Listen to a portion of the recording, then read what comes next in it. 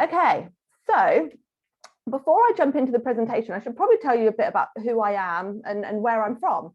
So I'm Kayleigh. I jointly run Kakadu Creative, which is that business there. I jointly run it with Lee, who's sitting behind me right now, giving you a bit of a wave. We are a full service creative agency. And so what that means is we help businesses with all forms of their creative marketing needs. So whether that's branding, whether it's print design, event design, sustainable websites, we also offer green website hosting. We offer a complete creative service for our clients. The beauty of that is obviously we enable them to keep their branding consistent, their messaging consistent, which then builds trust, recognition, and engagement with their audience. But I'm not here to talk about us. So that's just a quick intro into us. I'm here to talk about the carbon impact of the internet and how to reduce it. But I want to premise this talk with the fact that we are not experts on the whole subject of digital sustainability. Our key focus is on sustainable web design, but Shane did a really great talk a couple of sessions ago for Orb around the impact of the internet in regards to your website specifically. So I'm not going to dig too deep into that today. I will touch on it, but there are some links at the end where you can dig into that a bit deeper in regards to sustainable web design. And what I want to say as well is that sustainability, as you all know, is a journey. Sorry, I've got my notes on a different subject, a different device, and it's sending all these notifications up at me. So sustainability is a journey. We're always learning, everyone's always learning, and no one's perfect. And I think this is what I want to really get out to people, is that no one's perfect, that you could always be called a hypocrite for something, but we can all do something. We can all have an impact in some way, shape or form. And what I'm going to talk about today is a range of things that we can all do, both in our personal and our business lives, to reduce the impact of the carbon impact of the internet and our usage of it on the environment. So now I've given you a bit of an intro, let's jump in.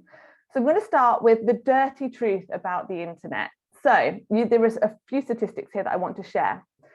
The internet currently uses 10% of the global energy, and that is set to rise to 20% by 2030. That's huge. I mean, it probably won't surprise you when you think about how much the internet is integrated into our lives, but that is a serious amount of energy that is being used to run the internet industry. And that equates to 39.9 billion tons of CO2 released into the atmosphere every year. That's 4% of total emissions. And this is the fact that really blows most people's minds. That is more than the aviation industry. Now, we're all really comfortable with the fact that well, not comfortable, but we all are quite, I'm going to use the word comfortable for want of a better word. We're all quite comfortable with the fact that the aviation industry is dirty. We understand that, we know that, we're trying to do what we can. A lot of people are stopping flying or reducing their flying. So we're quite comfortable with the fact that we need to do something about the aviation industry. But most people have never thought about the fact that the internet needs to become part of our sustainability conversations as well. And actually, it should probably be a bigger part of our conversation, considering it's more impactful than the aviation industry. Now, you might be wondering, well, why? You know, it seems quite innocuous. It seems quite innocent. We're using the internet all the time. And that's part of the problem. There are 4.9 billion users worldwide, which is over half of the world's population. And that figure is growing all the time, that are using the internet. And if you think about how much you as an individual use that internet, and you extrapolate that across nearly 5 billion people globally, that is why we're in the situation we're in. That is why we've got to tackle it, basically. So what can you do? As I said, this is something that this talk is going to give you a few tips and advice on things that you can do. Some are easy to do, some will need a bit more work, but there is something that everyone will be able to do from this talk. And I want to say, I kind of struggle a little bit with the talk around an individual's carbon footprint, because it's something that actually, the idea of an individual's carbon footprint actually came from big business. It's something that they use to pass the blame onto the individual and not take ownership of it themselves. But that doesn't mean that we can't all have an impact. If every single person made a change today, we would all have an impact on the carbon emissions that are being released into the atmosphere through our internet usage. So we can all do something. The small changes add up to big impact. Right, so let's get into it. First things first, send fewer messages. So you may not realize this, but an email is estimated to emit 4 grams of CO2 per send. That's just a basic email. Add an attachment to that, a large attachment, you could be releasing up to 50 grams of CO2 per email. Again, that might seem quite small, but when you think about the fact that there were 306.4 billion emails sent daily in 2020, again, that is huge. So we need to be really mindful about what we're doing, what we're sending, what message we're sending. Do we really need to send it? I mean, there's an article that I saw before where they suggest not sending a thank you email. I don't advocate not saying thank you to people, but do you really need to send an email to someone going, yeah, got it? Or, you know, all of those little things that we send back and forth, think about it a bit more mindfully. Do we need to be sending as much as we do? On the subject of that, messaging, so WhatsApp messaging, tweets and bits and pieces like that, they are a lower carbon form of sending messages back and forth. But again, still use them mindfully. And on the subject of emails, unsubscribe to any newsletters that you receive, any marketing messages you receive that you're just not engaging with, because you know they take data to send, and therefore they take energy to send, and therefore they create an impact on the environment. But whilst I'm talking to you about sending fewer messages, there is something that we could all do to actually increase our digital messages, but it reduces the impact elsewhere, and that's switching to e-billing. So if you get any e-bills still through the post, any messages through the post, switch to e-billing, switch to e-messaging, because it's a much lighter carbon footprint than a physical letter being sent out. So if you can, switch to e-billing. The next thing we can all do is clearing our cloud. So again, when you talk to people about things stored in the cloud, again, it feels quite innocent. We all do it. We have loads of stuff stored on our phone. Our phones come with ridiculous amounts of data now. You can get ridiculous amounts of data storage from online platforms such as Dropbox and things like that.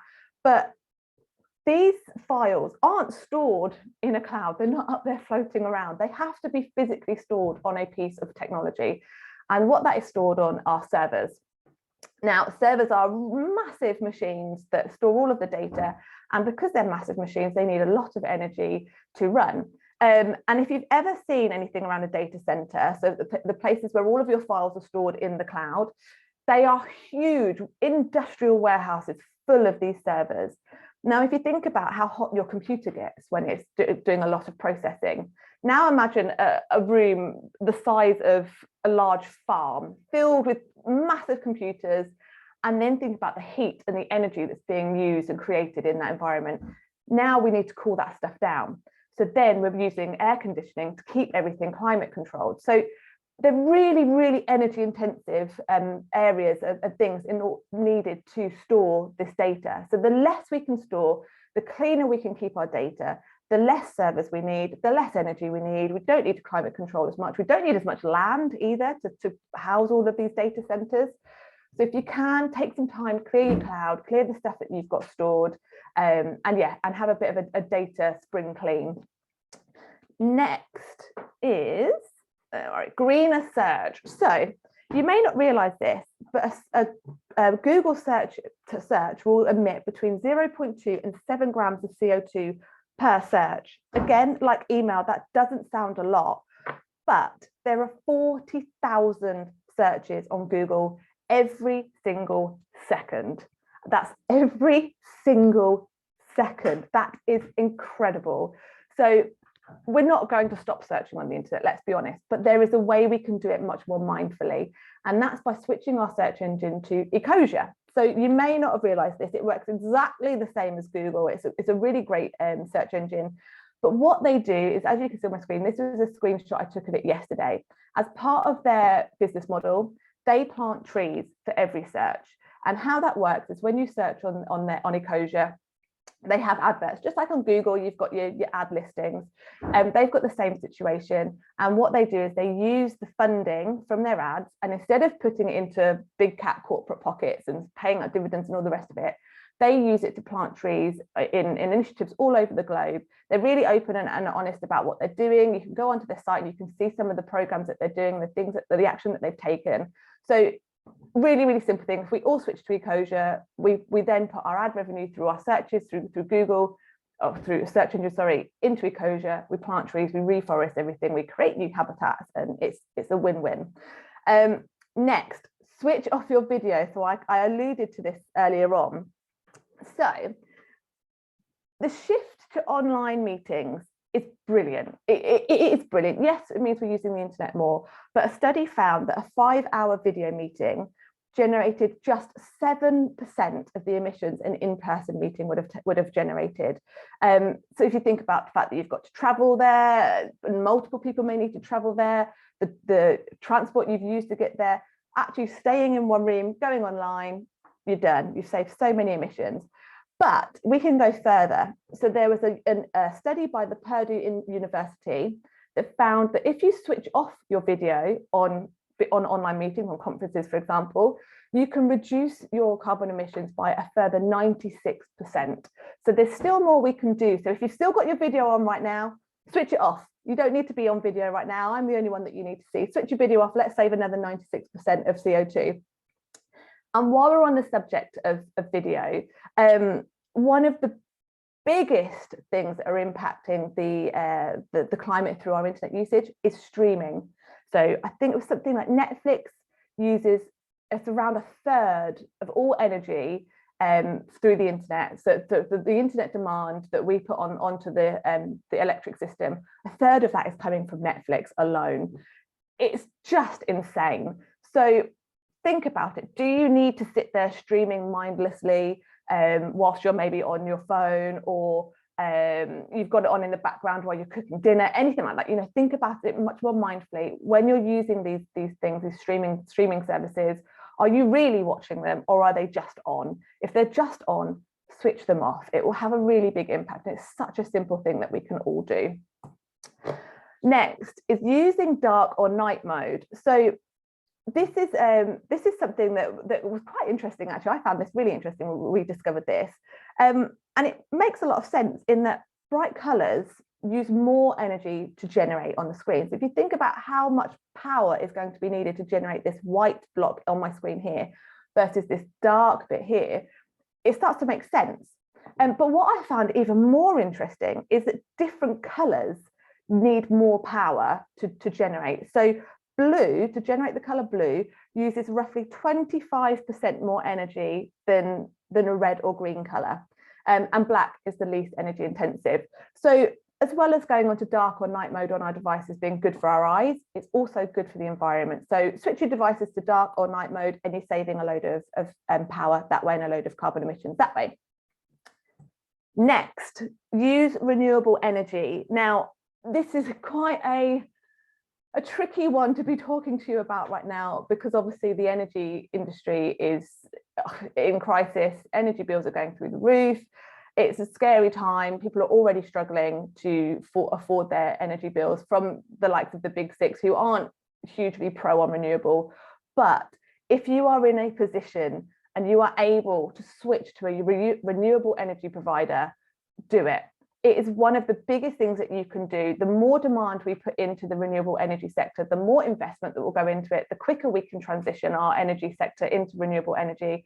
And obviously, renewable energy is endless. You know, we can keep generating it. We don't have to keep digging out oil from the ground. We don't have to keep mining for coal. We don't have to frack for gas. You know, it's a much better option. So if you can afford it, please do have a look and see if you can switch to a renewable energy provider. We're with Green Energy UK. And the reason we chose them is they are a true renewable energy provider. So quite often companies will say, oh, yes, we provide renewable energy. But what they're actually providing is renewable electricity and then carbon credits for the gas that they use. So they're using brown gas, dirty gas, and then they carbon offset for that.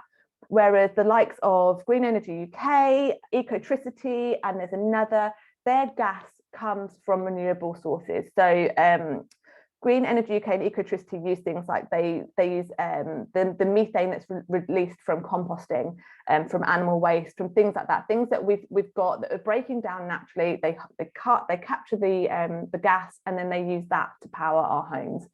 So have a look, if you're going to switch, have a look into particularly where does their gas come from? Are they a true green gas provider, or are they carbon offsetting? Because obviously carbon offsetting has its place, but we are still releasing those emissions into the environment and then using a carbon capture program to capture it later on, when actually we need to just stop it going into the environment now at source. So yeah, if you can, switch to a renewable energy provider. Now, this one is one that obviously I mentioned that Shane talked about in a couple of meetings prior.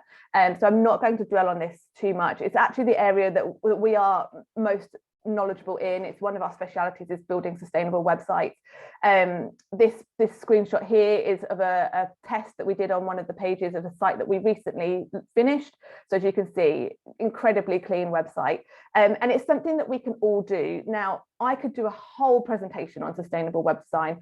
I'm not going to today. There is a link at the end of this this presentation that you can go off and you can research in a bit more detail. But there were a couple of things that I wanted to cover now. So I want to explain some of the basics. So some of the things that really impact or have a real impact on your website's impact on the environment are images and video. Images and video are incredibly data heavy. They are things that need a lot of data to process through the servers and deliver to that end user, particularly video, and especially auto-playing video. So I would say, if you can, take some time, go through your website and do a bit of an audit and see, do you actually need that video? Do you actually need that photo that's on that page? Is it really adding any value? If it's just there for the sake of being pretty, if it's just there just to fill a space, get rid of it. The more you can do to clear all of that stuff out of your site and just bring it down to what's really important, the cleaner that website will be, the smaller the impact, and the better it will be for the environment. Another thing to consider is, do you have lots of custom fonts on your website? So there are a certain amount of web standard fonts that every device has installed already. So if you're using web standard fonts, it means that when someone goes to your website, they're not having to download that font from a server. It's all done in the background. You won't have ever had to click download font. It's all done automatically, but your device doesn't have to do that. So it already has that data stored on its phone. Therefore, it's not pulling data from a server. It's not using extra energy. Therefore, it's not releasing extra carbon emissions. There's other things as well around heavy features and functionality that you've got on a site, lots of plugins. You need to optimize your assets. There's lots that goes into a sustainable website. And like I said, there's a link at the end of this presentation that you can research it more. But this is a big thing. If you don't already have a sustainable website, this is something that every business could look at, and it's something that that will have a real big impact on the digital carbon footprint of your business. Next, green hosting. So obviously you have a website, your website has to be hosted. If you're on the likes of Wix, Squarespace, Weebly, any of those where you're building your website on their closed platform, you can't switch your hosting provider. And sadly, most of those platforms are on dirty energy. They're running their website servers and data centers through dirty energy. But if you're on something like WordPress, you have total freedom of who you choose for your hosting provider. And a green hosting provider will basically give you a green hosting service through a range of different technologies. So they'll optimize their data centers, they optimize the servers, they run on renewable energy. And we have a green hosting service. We plant trees alongside all of that. There are quite a few different providers out there. So if you're not on a green hosting service, have a look into that. It's a really simple thing you can do to just switch your website to a green hosting provider. And again, you're reducing the impact of your digital infrastructure on the planet. Last but not least, I have a bonus tip. Now, this isn't an obvious one in regards to our usage of the internet, but it is connected, and that is refurbished tech. So we quite often are told we have to buy new. But actually, refurbished tech is more often than not just as good as new is. Refurbished tech is where they take an old device and they rebuild it. It might be that they have to put a new case on it. It might be that they wipe the software and they put fresh software on it. It might be that it could be anything. There's all these different things that they do to refurbish tech and take a secondhand item and basically make it as new again. Most of our tech here is refurbished. It's lasted us just as long as new tech would have been, and it has some huge benefits. So a refurbished device can save up to 12,000 kilograms of raw materials. So we're not having to keep mining new materials. It can save up to 190,000 litres of clean water and 360 kilograms of CO2 being emitted into the environment. So refurbished tech is another really valuable and really impactful thing we can all do to reduce the impact of our business and our personal use of the internet and the devices we're using to access it. So Apple, if you're a Mac user, Apple will sell refurbished tech direct. And there's a company called Circular Computing. They supply brands such as HP, Dell, and Lenovo.